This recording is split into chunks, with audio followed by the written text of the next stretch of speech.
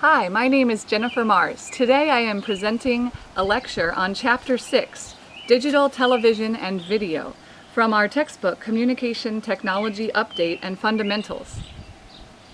This is a really exciting field. Digital television and video technology is classified as ubiquitous because it can be used everywhere as long as you have the right connections. It can be used in a small island or out in the middle of nowhere in the country, such as out here in central Pennsylvania where I live. Nations all over the world have transitioned or are currently transitioning to digital television technology.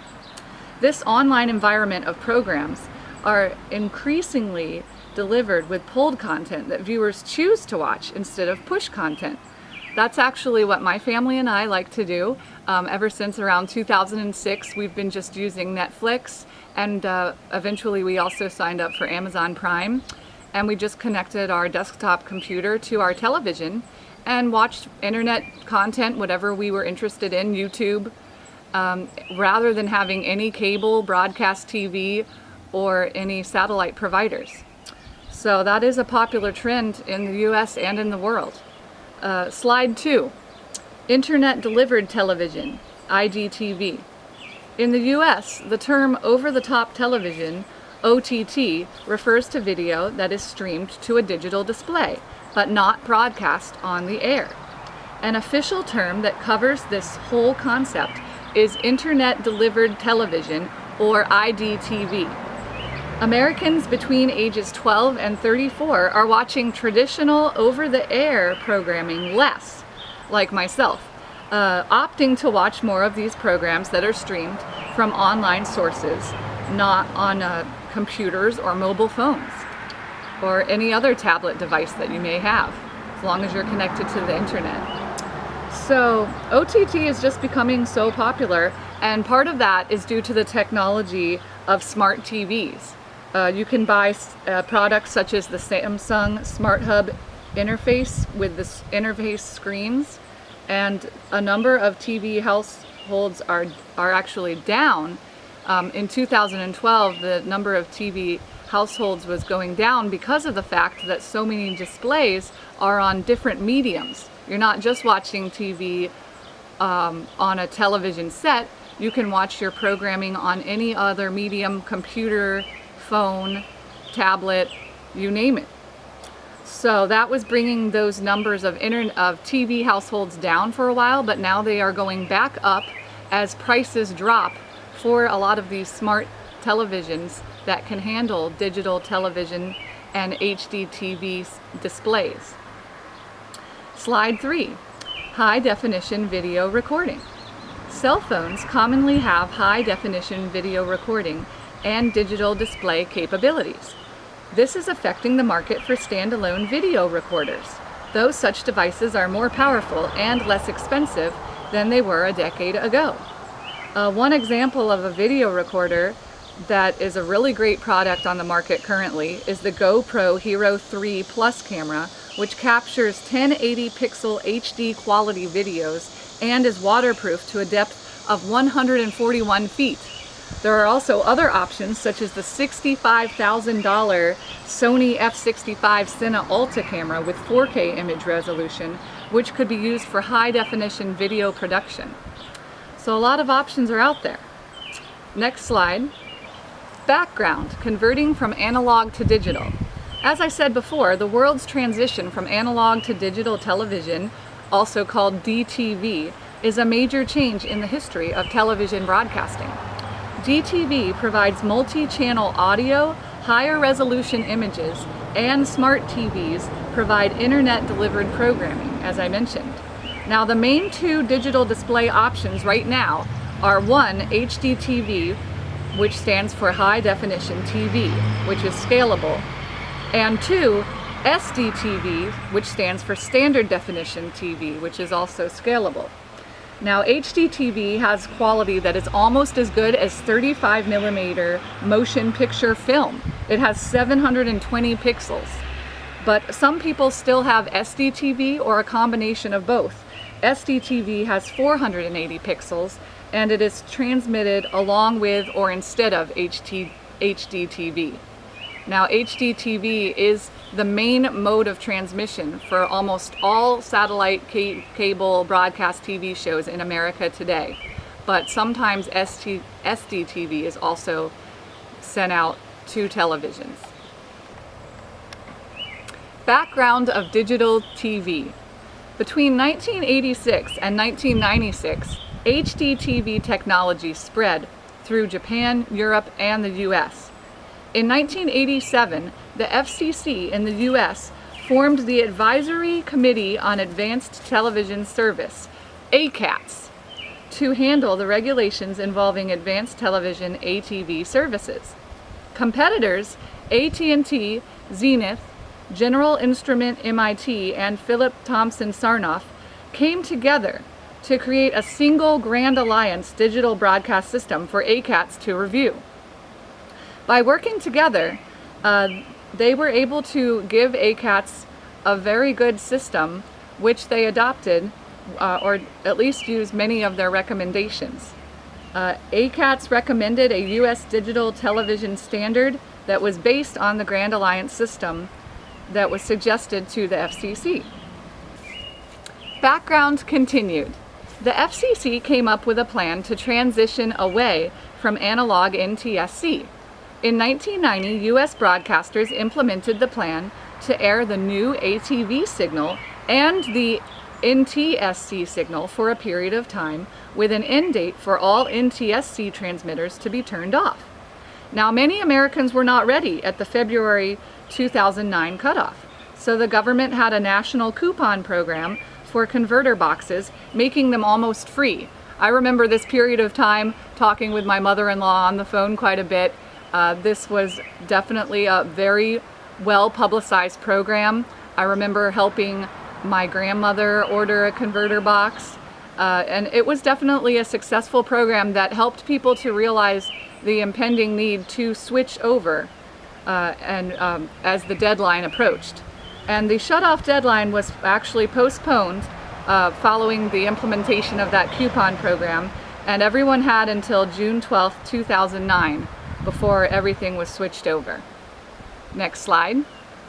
New developments, the DTV spectrum battle. Now, the textbook was outlining the spectrum battle, which I found very interesting.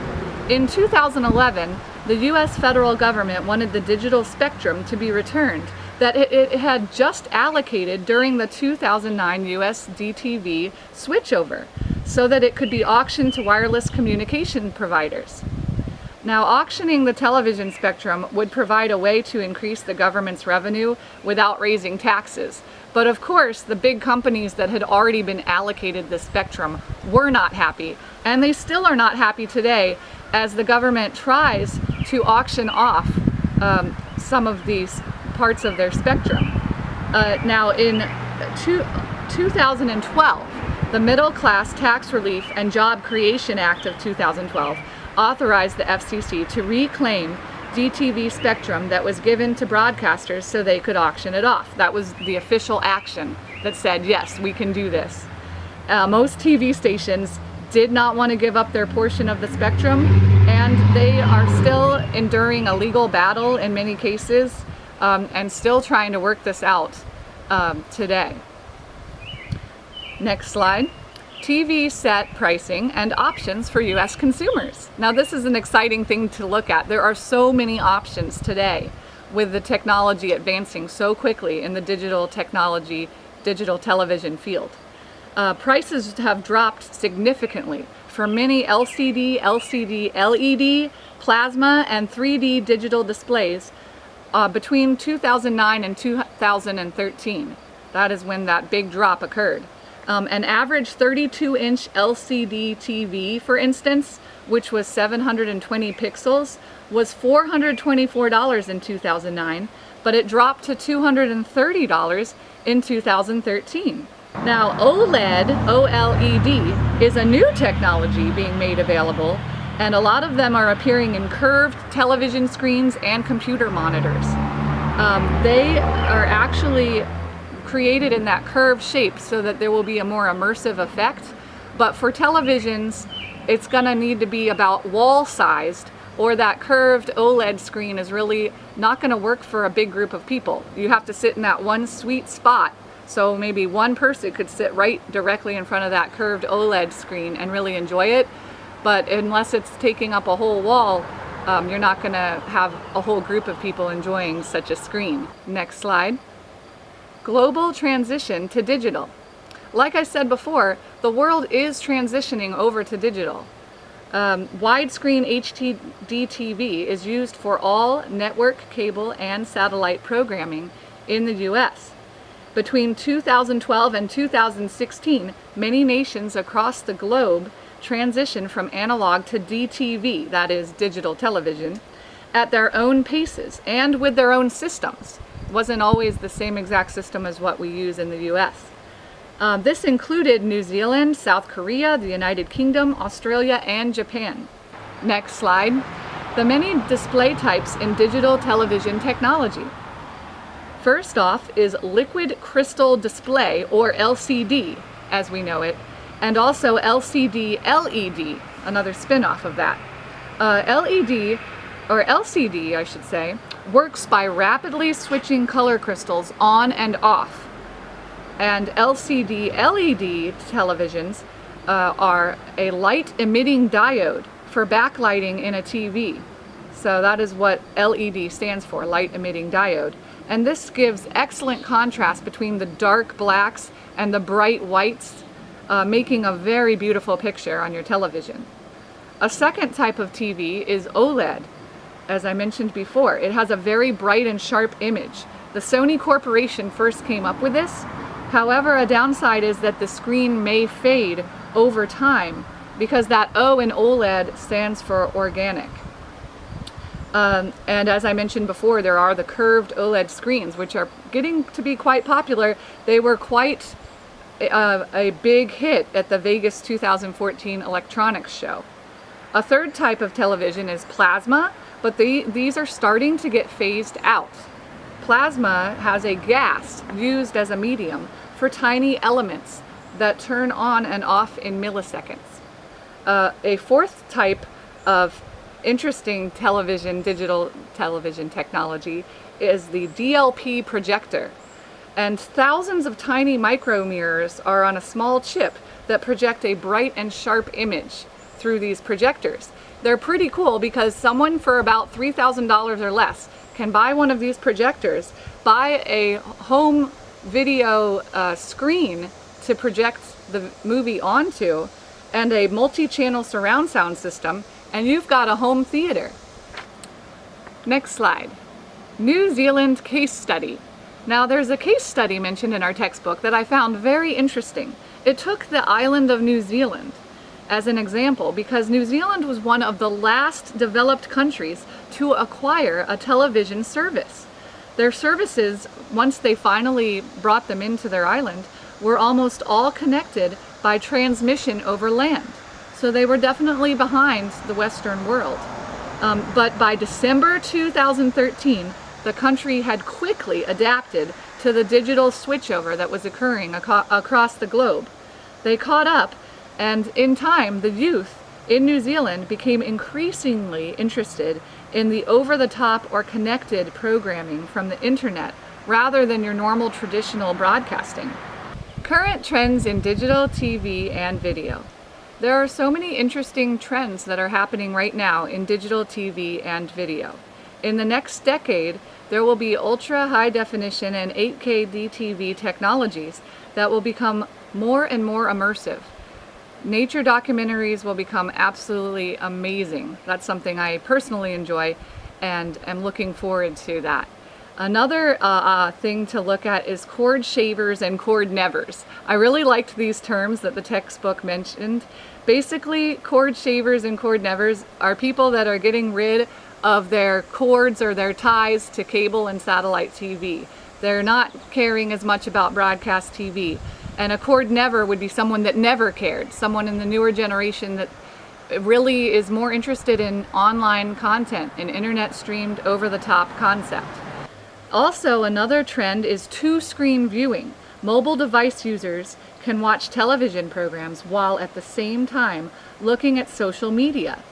There's a picture in the textbook you can take a look at where there's a screen of a video program, but then on the side there's a Twitter line of text, and there's texting, and these broadcasters can put out related Twitter feeds and related text messages that correspond to the TV program that you are watching. So it's definitely an interesting new approach to television watching that may become more and more popular in the future. Next slide.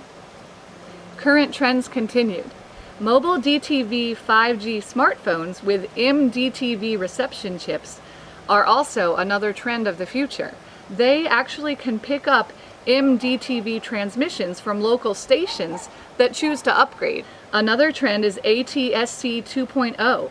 The Advanced Television Systems Committee is researching new technologies for on-demand programming and simulcast delivery of internet content to be compatible with DTV programming for their 2.0 standards.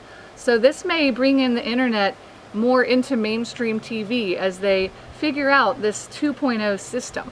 And even beyond that, they are planning an ATSC 3.0, which is the Advanced Television Systems Committee is actually investigating an advanced 3.0 system in the long term that will require a whole new DTV transition in the future. Next slide is the conclusion. The era of the telecomputer really has arrived, as the textbook coined it, the telecomputer. People are viewing things on multiple screens. It's not just a television screen. The internet and the multiple display options are transforming preferences for TV viewing. Home screens are larger, smarter, and thinner. Then we've got all of the small screens that people can carry around in their purses and their pockets. Also, as technologies on digital displays merge, integrate, and improve in speed and visual quality, there will be many options for enjoying motion media in high definition anytime one desires. My final question that I would like to pose to all of you, my peers, is how do you think cable and satellite providers, as well as traditional broadcast TV, should adapt to the popularity of over-the-top internet-pulled programming? Do you think technologies will create more cord shavers and cord nevers?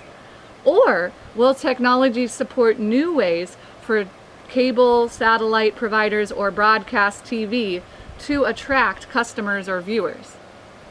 So that's something to think about. I look forward to hearing your answers next week. Thank you.